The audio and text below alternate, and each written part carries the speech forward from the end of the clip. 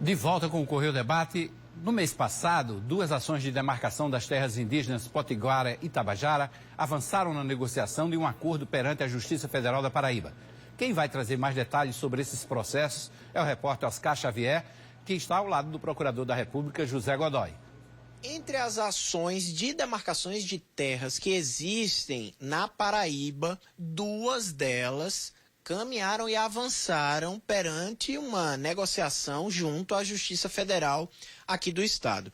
Nós estamos na sede do Ministério Público Federal da Paraíba, ao lado do procurador José Godoy, para entender que ações são essas, de que terras e que etnias elas se tratam. Aqui no estado nós temos as duas etnias, Tabajara no litoral sul, Potiguara mais ao norte, né, no litoral norte, e essas ações elas dão conta de terras, de demarcações de terras para ambas as etnias. Eu queria que o senhor nos explicasse um pouco dessas ações, doutor José Godoy. Pois é, nós temos, nesse caso, são duas ações civis públicas distintas. Uma para que a FUNAI conclua o processo administrativo de demarcação da terra dos índios tabajaras ao sul do estado, do litoral do estado, no caso no município de Conde, e a outra ação civil pública é para que a terra potiguara de Montemor, ao norte do estado, no litoral do estado, litoral norte do estado, que já aconteceu o processo demarcatório administrativo, os trâmites administrativos, enfim, aconteça o ato tão esperado, que é o decreto declaratório do presidente da República, que encerra a fase administrativa e vai para os trâmites de pagamento de benfeitorias e outros itens, mas já com a terra, o processo totalmente concluído.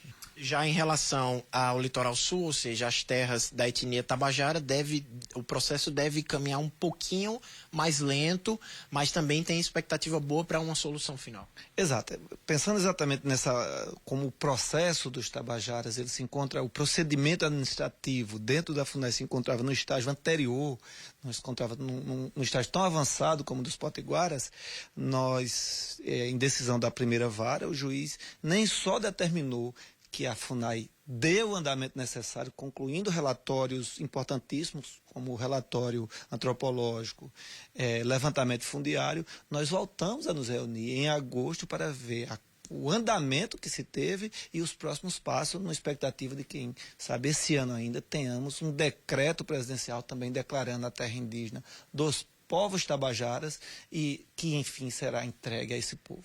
Na prática, doutor Godoy, o que é que muda quando uma terra, um território é demarcado como território indígena? O que é que não pode ser mais realizado nesta terra? Como que fica a situação das etnias indígenas que terão a posse desses territórios? Enfim, o que é que muda na prática? Olha, a primeira mudança fundamental é o usufruto exclusivo pelos povos indígenas. Então, apenas os povos indígenas daquela etnia têm direito ao uso de qualquer natureza, morar, cultivar, usufruir aquele espaço, certo? Essa é uma fundamental, e aí nós teremos situações diferentes na prática.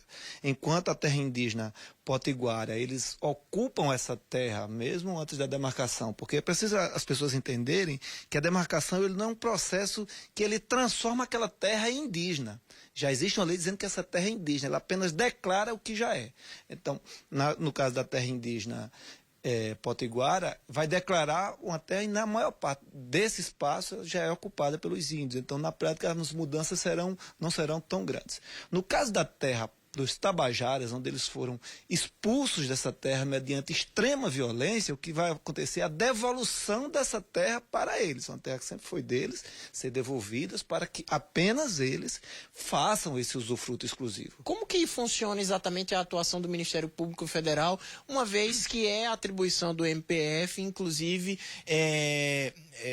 atuar para que a cultura dos povos indígenas seja respeitada na sua essência? Pois é, nesse caso há um mandamento expresso na Constituição do papel do Ministério Público, e no nosso caso, além da Constituição, a nossa lei complementar, o nosso papel de atuar na defesa dos direitos dos povos indígenas e de outros direitos constitucionais. Esse é o papel do Ministério Público.